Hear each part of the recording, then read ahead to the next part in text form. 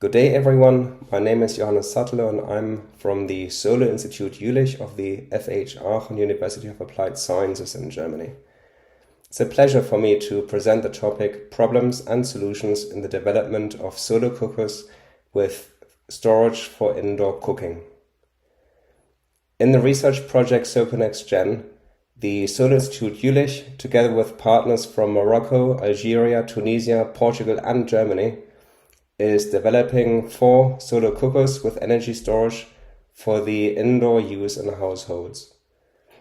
On the following slides, the 4 cooker designs will be presented.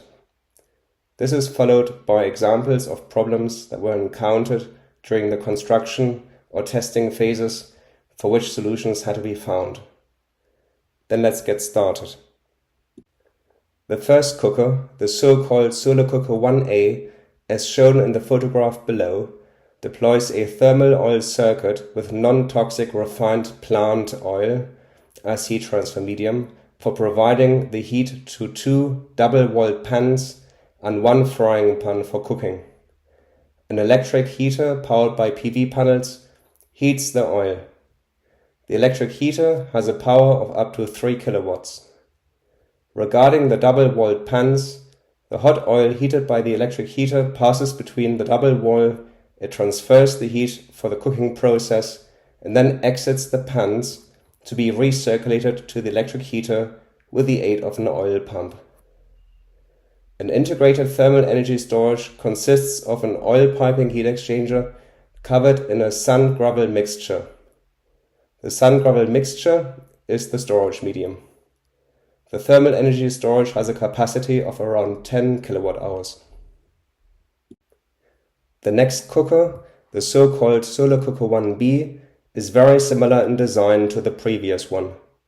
This cooker uses flat plate collectors with an area of 6 square meters to heat up plant oil for providing heat for the cooking process in 2 double-walled pans and 1 frying pan.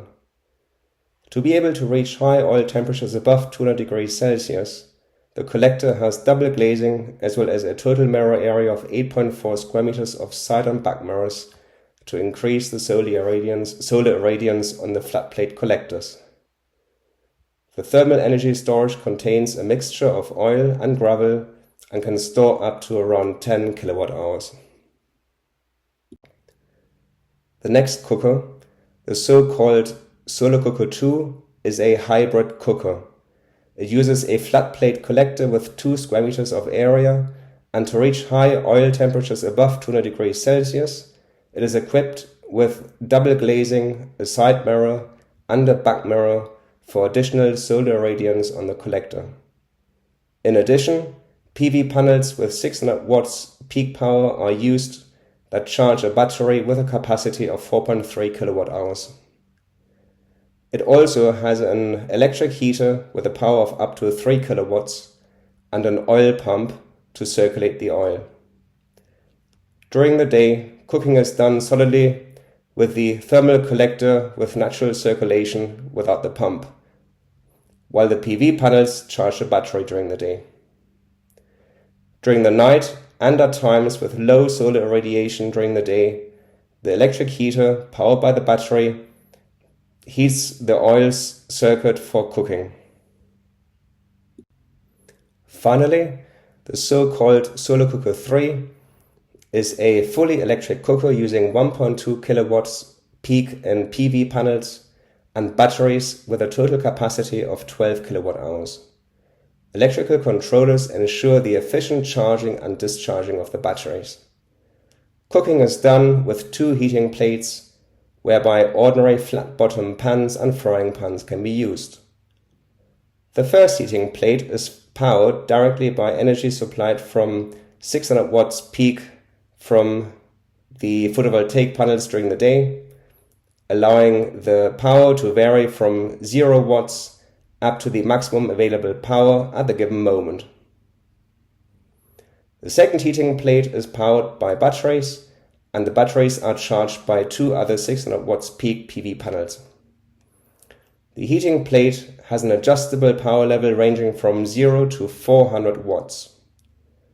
When using electrical energy from the battery, The autonomy is 6 to 10 days of cooking during periods of insufficient sunlight, so the battery supplies the electricity for cooking day or night as needed. This power level was chosen to use only the necessary amount of energy from the batteries, ensuring cooking for up to 5 hours per day, which equals to a consumption of 2 kilowatt hours per day. Additional electrical energy produced from the PV during times of low solar radiance increases the autonomy from 6 days to 10 days. Several design problems were encountered for the cookers with an oil circuit. It was challenging to connect the copper piping system and connections to the double-walled pans.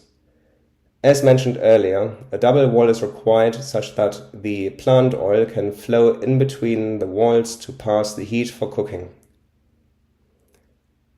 Regarding the double-walled pans, these had a thin and locally variable wall thickness, which made it very difficult to attach connector fittings for the oil piping inlet and outlet. Another problem encountered was that it was not possible to find a small high-temperature oil pump that can handle high oil temperatures such as 250 degrees Celsius. Eventually, a small oil pump from the automotive industry was selected, but depending on the cooker design, the cooking temperature will be limited to around 150 to 200 degrees Celsius.